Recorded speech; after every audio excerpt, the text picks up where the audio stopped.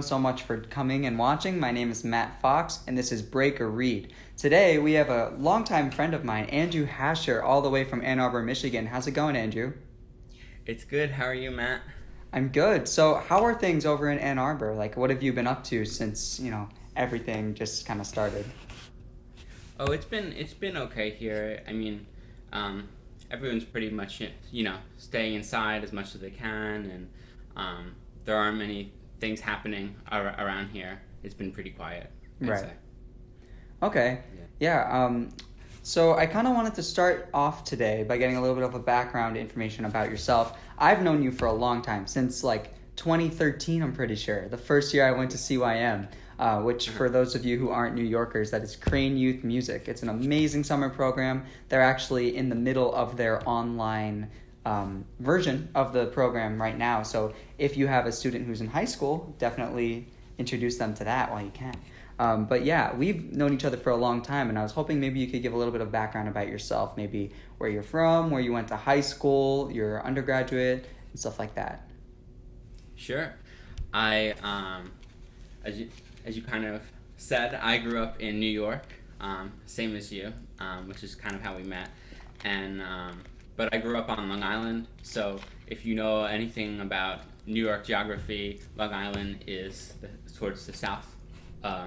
East of the state, and it's pretty close by to the city. So I grew up around like a 45-minute drive from New York City, depending on traffic, of course. We met at CYM, and it was such an amazing experience. And that was when we had met. That was already my third and my last year that I did the camp. That's right, yeah. I started the camp. I guess it was 2011 that I started the camp. I was going into 10th grade, and my parents were kind of looking for opportunities for me to kind of branch out and do other musical things, and I was really interested in it because it always starts in band, right? Right. Your love for the instrument, the passion that you have for the music, it always is it grows out of your love for band and the community that your band directors build there. And that was really a really special place for me when I was in middle school, going into high school as well. And I kind of wanted just more music experiences like that. So Crane is a very reputable school in New York. There are tons of band directors around the Long Island area. Several of my old teachers graduated from the Crane School of Music, and lots of people kind of suggested that I take a trip up there for the summer and see what it was like. And it was really eye-opening. I mean, to be around so many people that were, one, so much better than me, and could do things that I didn't even know was possible, and also be around so many people that were like me and shared a really big love for music. That was a great moment. And actually the reason I'd say that the experience was so special is probably because of the saxophone faculty there at the time, which was Dr. Creviston. When I first went there, and he was just like, I was a little kid. I mean, it was crazy to hear him play, and I was like, wow, you can do that on the saxophone? I've never heard anything like that before. That's so cool. And I kind of looked at it, and I looked at him, and I was like, damn, that's what I want to do. Like, I want to do that one. Can I do that when I'm older? That's what I want to do. And so things started, falling into place from there. But yes, CYM is a very special place. Yeah, it really is. I mean, I went there for a couple of years after you graduated and stuff too, and it was so fun. And that actually led to you enrolling in the Crane School of Music, correct? Yeah. So, Dr. Creviston, as we know, he didn't stay there Um, he moved to ASU. Right. But I had 2 years of the program studying with him, and then my third year, which is the year you came in, I think, is when it was the year that Dr. Young started teaching. Right. There. So I enrolled in Crane at the beginning of my undergrad, and I started studying with Dr. Robert Young. Fantastic player and a fantastic person. So for those of you who don't know, give him a look up. He has some really amazing videos on YouTube. Yeah, he does. And actually, they've kind of exploded. I've looked at them up recently. They have like tens of thousands of views. It's pretty awesome. Yeah, they're so good. Yeah. Yeah. So yeah, I studied in Crane for 2 years, and then Dr. Young took the job at UNCSA, University of North Carolina School of the Arts. Really long name. And I decided that it was in my best interest at the time to kind of follow him to that school, and then I completed the last 2 years of my undergrad there. Unfortunately, though, I had started at Crane as a double major in music education and music performance, and UNCSA doesn't have an education program. So I had to drop the ed major, but I had done already a ton of credits. Right, a lot of the requirements and stuff like that. Yeah, I mean, in my first 2 years, I had all the methods classes basically for woodwind and brass. Oh yeah. Completed. So that was a lot of credits that I thought I lost at the time when I went to UNCSA. But actually, now in grad school at Michigan, I was allowed to take on an education certificate, which is what I've been working on since the second semester of my master's degree. That's here. awesome. In addition to my master's degree. So that has been really nice, and Michigan has worked with me, and the credits that I had at Crane. And so for what's next for me is that I have one more semester left in completing the education, and that semester is a student teaching semester, and then I'll have my education degree from the University of Michigan. Awesome. Is it like an ed degree, or is it the certificate thing? Yeah, it's specifically a certificate. I think it is. Okay. But you do all the requirements, and you get the certification and everything too. Cool. Yeah, you do all the requirements that a regular music ed major would do at Michigan. That's awesome. Yeah, good for you.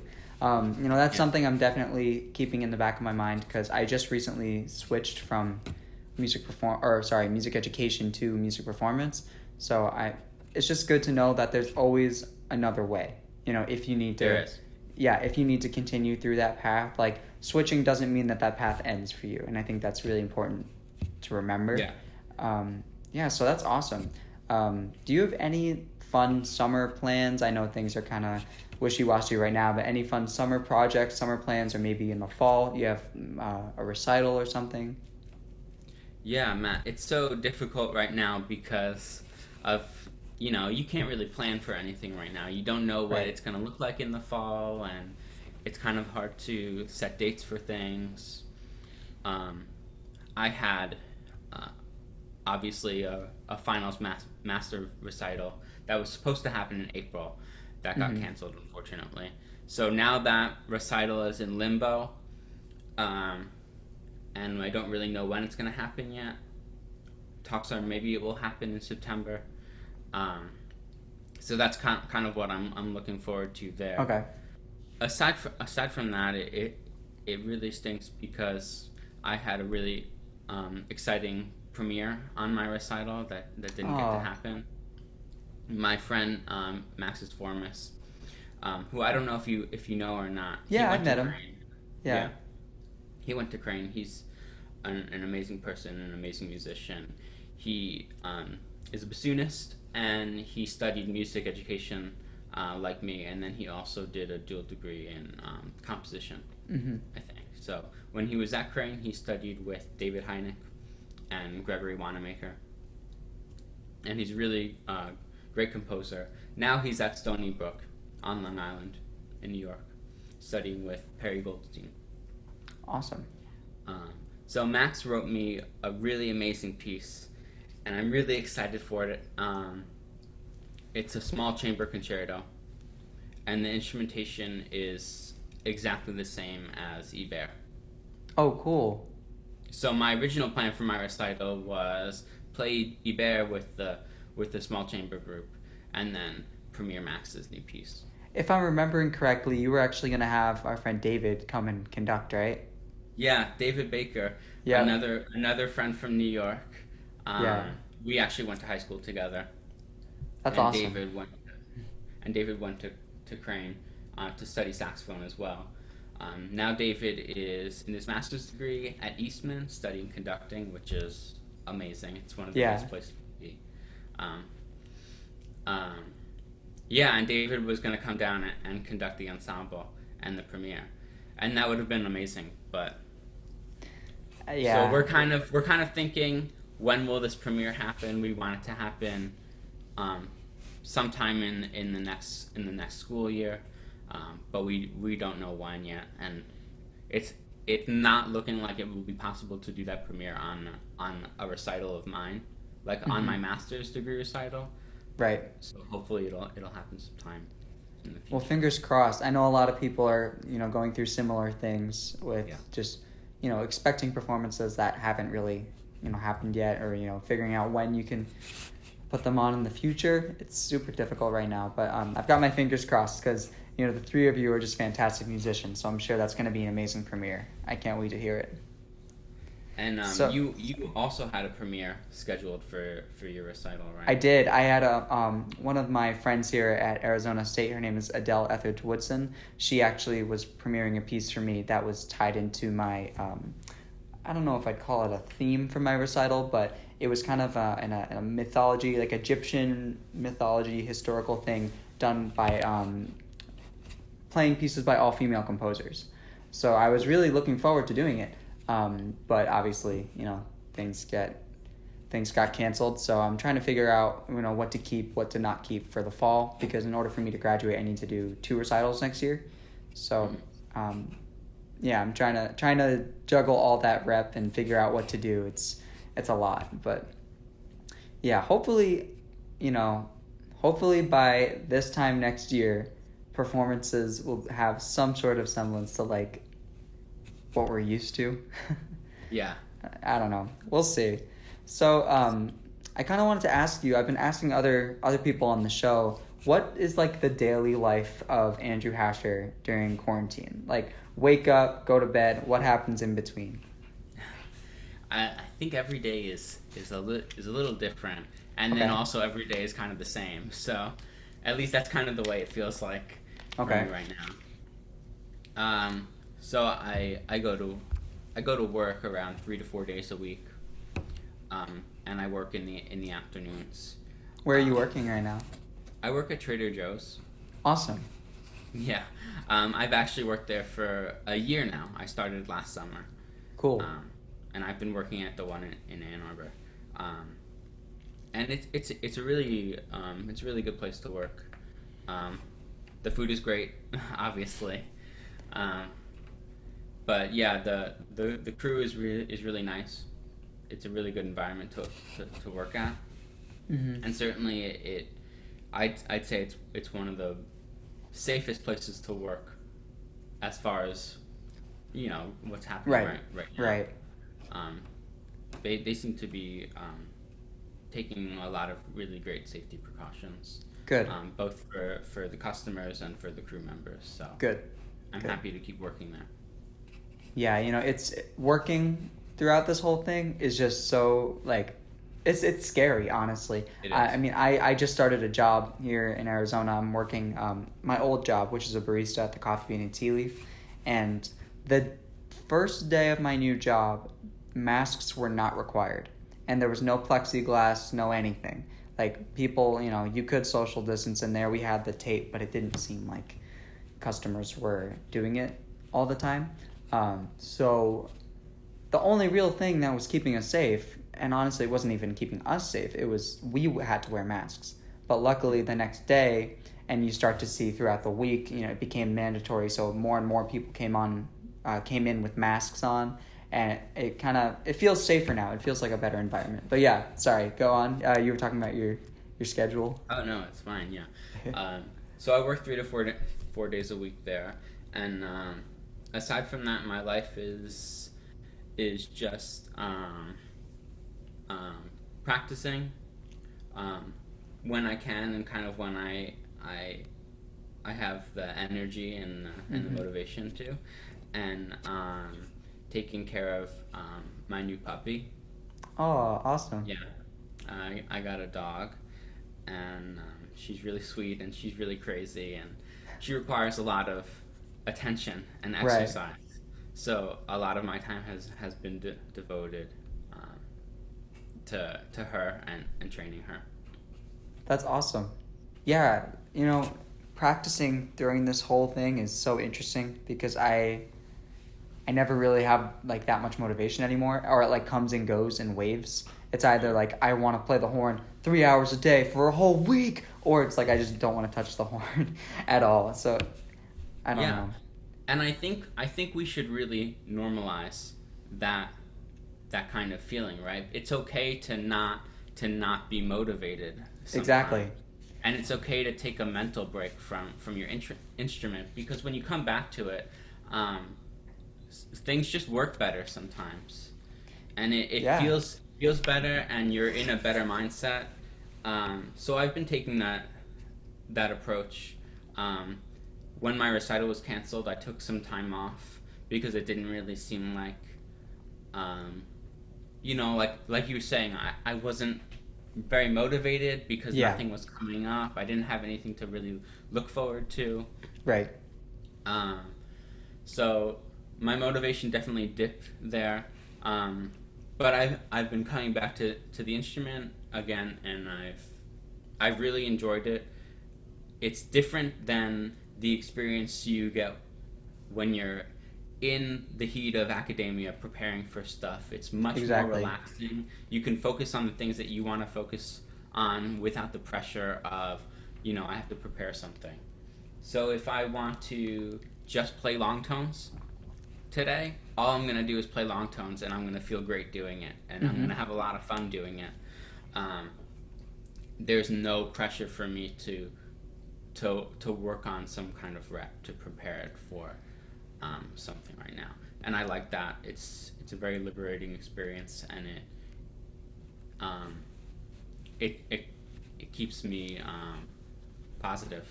About my playing, certainly.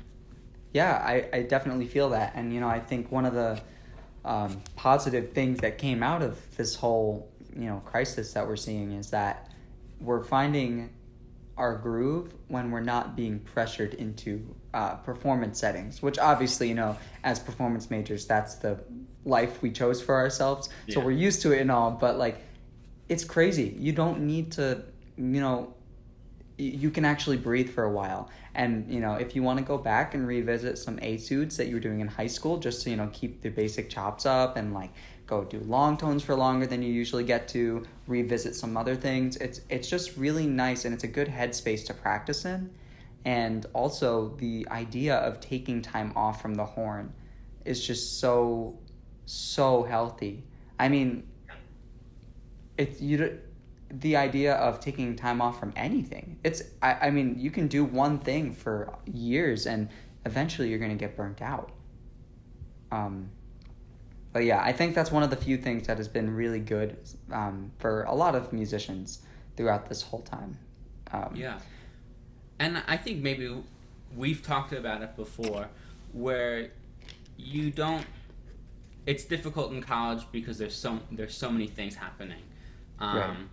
But actually, I find it to be, like I said, really rewarding when I take a step back and I think about the mental space it's hard to say. The mental space that I want to be in when I practice. Right. If you are forced to practice every day, you're not. I find that I'm not gonna get a lot done because I'm gonna be anxious about what I'm preparing for. I'm gonna be stressed about the other things that I have to do, and I'm gonna have this negative energy towards my instrument and in my practice session. And then it's almost like I've been thinking about this for a while. You take the negative energy onto the stage with you when you perform that piece then, right? Because it has all this baggage built up around it. And so what I've been thinking about more and what I want to encourage my students and my future students to do more is make sure that you're in the mindset to really work on something, and make sure you're in that positive mindset, you're in that growth mindset when you practice. And if you're not, don't practice it. Don't practice, and that should be that should just be normal. If you ever feel like, unless you have a recital coming up, it's like a week away. If you ever feel like you need to force all the energy out of you just to make it to the practice room, maybe that's a sign you don't need to go. Maybe that's a sign you should go, grab a bite to eat with your friends instead. You know what I mean? Yeah, and we're all guilty of that, right? Like we've all done that before. We forced ourselves into a practice room, and it probably wasn't a great session. No, yeah, you probably leave going, man, I hate this. I really wish I just went home. But yeah, I mean, those are all really great points, and it's eye-opening that we're able to discuss this, after the fact. And, even during the summer, a lot of us continue that grind so that we don't get in places like we are in now. Like we go to summer programs, we put on recitals, we still do fun activities and performances, but, right now we can't really do much of that.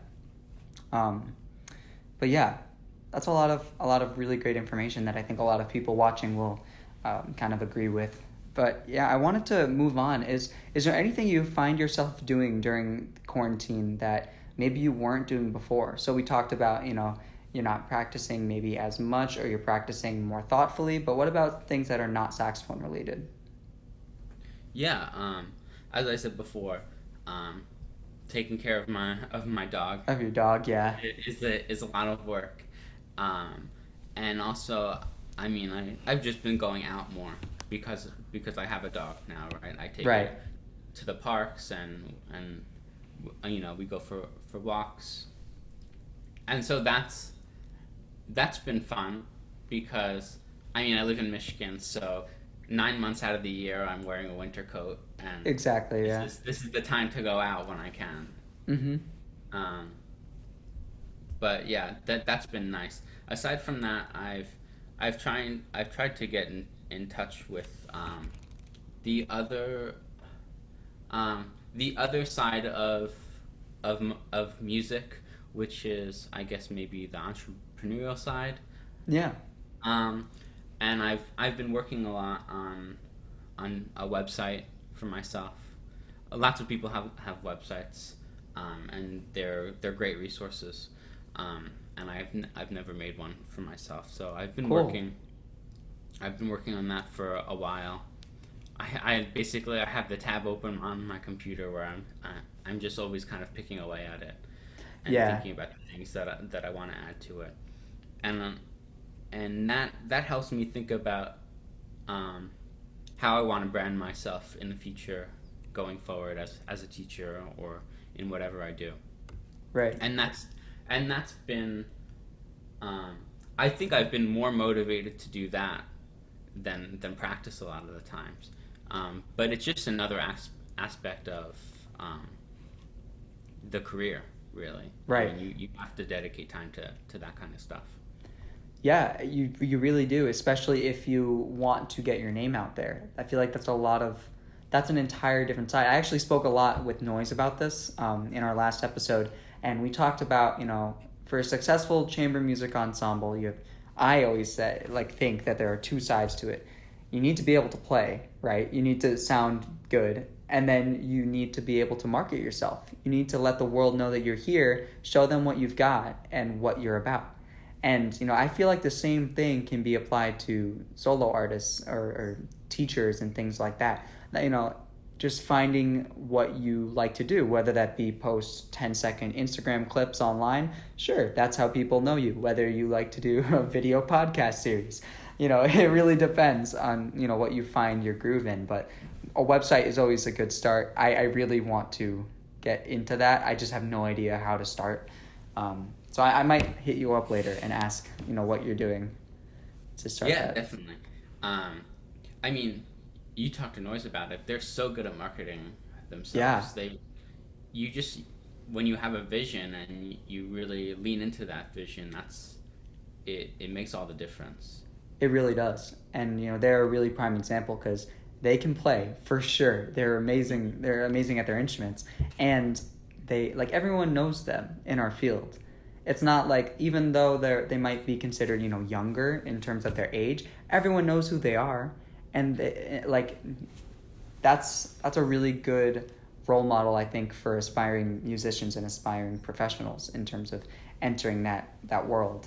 But yeah, with that, I kind of want to move on. Maybe is there any new music you're working on, whether that be I know we talked about the premieres and stuff like that, but is there any new works you're trying to get ready for a recital or maybe a quartet stuff? So, as like we said, Max's piece right is one piece, and aside from that, I have another friend who's writing me a concerto right now. His name is AJ Robinson. He's an amazing composer. I met him at UNCSA. He does it's just fantastic stuff. He wrote a piece for me from my senior recital at UNCSA, and the piece was for saxophone and flute. And so he's been busy writing me a concerto, and it's been nice because one of the projects I've always had in mind is I wanted pieces from really good friends from each of the schools that I was that I studied at. So Max went to Crane with me, and AJ went to UNCSA with me. And actually, AJ is moving to Ann Arbor because he's going to be doing his master's degree at the University of Michigan. Cool, awesome. Which is great for him. So I'm really excited for him.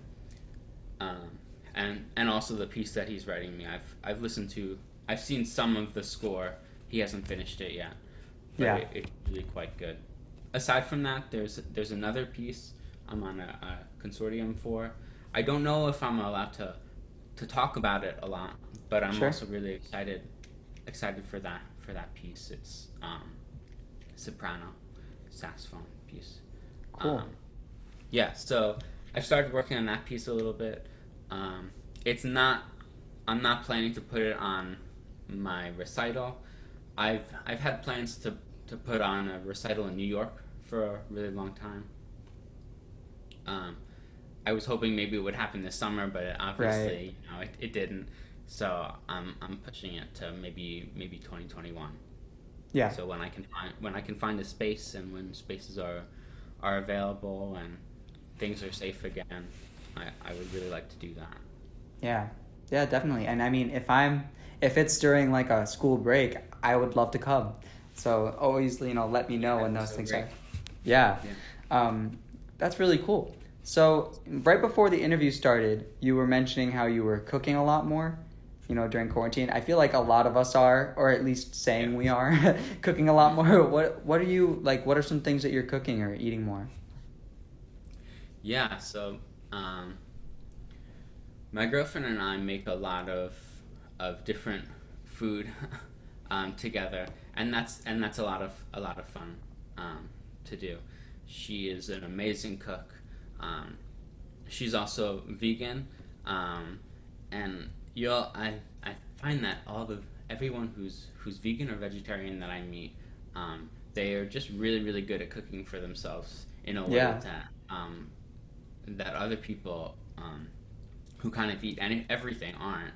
Um, so she's really mindful about the stuff that she makes, and that has kind of rubbed off on me. So we cook a lot of like vegetables, obviously, and then also a lot of dishes that are that would typically not be vegan dishes. We turn them into vegan dishes. Cool. I mean, let's see what we've made. We've made a lot of pasta dishes. There are really great vegan sausages. And for The people Beyond sausages or whatever they're called. kind of, yeah, they're Beyond. I don't know if they're the Beyond brand or not. For people who know me, they know that I really like eating meat. I'm a big meat eater. I'll cook myself a steak if I have a steak in the house. Right. But some of the vegan alternative to meat has been really impressive. Interesting. And when you make it in like a dish, for instance, a pasta dish, you put tons of vegetables in it. Maybe you mix the vegetables in with a vegetable broth or something like that. Right. It just gives the vegetables so much flavor, and then you put the vegan sausage in, let's say, and it really just tastes like regular Sausage. Yeah, I've actually been thinking about doing that. Thinking about, for at least a little bit, trying out I don't know if I could do vegan, but vegetarian life, switching to more plant-based proteins and stuff like that. I mean, it's obviously it's better for the earth. Yeah. And so I do my part where I can and make vegan food for myself occasionally and Right. and for her. And it's pretty easy now. There's so many options. Like if I wanted to make grilled cheese one day, there's plenty of vegan cheese options for her. Exactly. And then I can have regular cheese on mine if I want. Yeah. That's really cool. Quick question for you.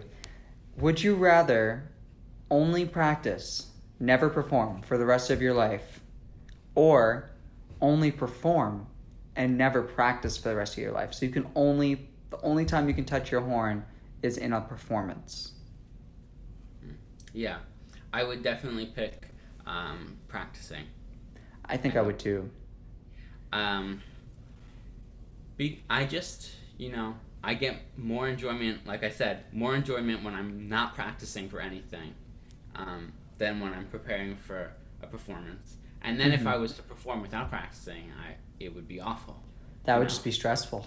Yeah, it would be very stressful. No one would be happy about it. I wouldn't be happy. The audience wouldn't be happy. So I'd rather stick to practicing, and I mean that my own practicing would reinforce my teaching. Yeah, definitely. It was just a random question I thought of, and I thought it would be fun to ask. So we're about, at the time where I'm starting to wrap things up, and I've been asking a lot of my guests if they had a message of any kind to say to the viewers. It can be about, how to navigate your life through quarantine, just life in general, any things you'd want to say out there.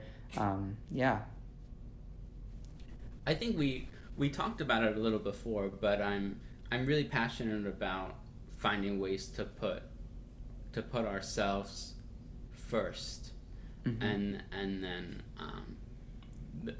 because the music is so individual. You don't want to play music and be miserable while doing it.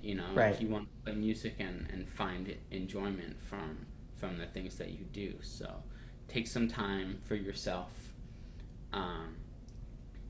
Spend some time outside when it's nice. Yeah. And then come back to it when you're ready to come back to it with a really positive and engaged mindset. And do that as much as possible, because that's how we get better faster, I think. Yeah, more productive headspaces. Yeah. when we're practicing and we're miserable and negative, I don't get a lot done. Yeah. So that's what I have to say. I'd say, really in Thank this you. time, you just focus on yourself. Yeah, I think a lot of people watching will appreciate that a lot.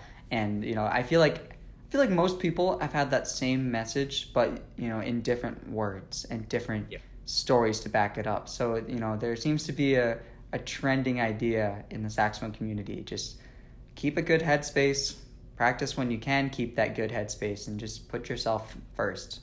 So that's really good. Thank you. Yeah. Yeah. So it's about that time. Oh, what'd you say? I was just gonna say, thanks so much. People have said it before, but this is such a great idea to Oh, thank you. bring the community together, and it's a great use of our time, and of course it helps bring us together in ways that we wouldn't be during this. So Well, yeah, thank I you. appreciate That was the goal. everyone appreciates it. I think it's nice. Thanks so much, man. And with that said, I'd like to get into the breaking of reeds. And like I've been saying in my past videos, I just have a box of reeds that is not working for me, so I'm just purging through my reeds right now. So I have one to break with you. Do you have a backstory about the reed you've chosen? Yes, actually today, I mean this reed is it's getting pretty old, as all my reeds are getting old at this point. But I think this was the reed earlier today.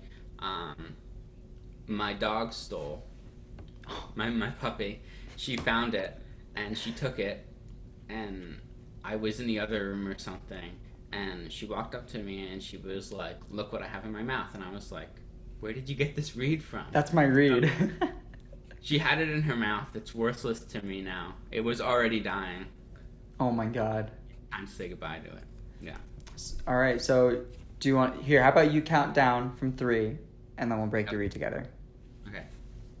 3, 2, 1. It went all over my iPad. Dude, nice, perfect. Nice. Bend.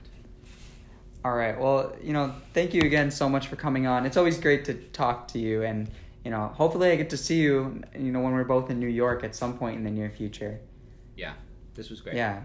Thanks, man. All right, well, take care. Have a great rest of your day, and I will see you soon. Bye. Bye.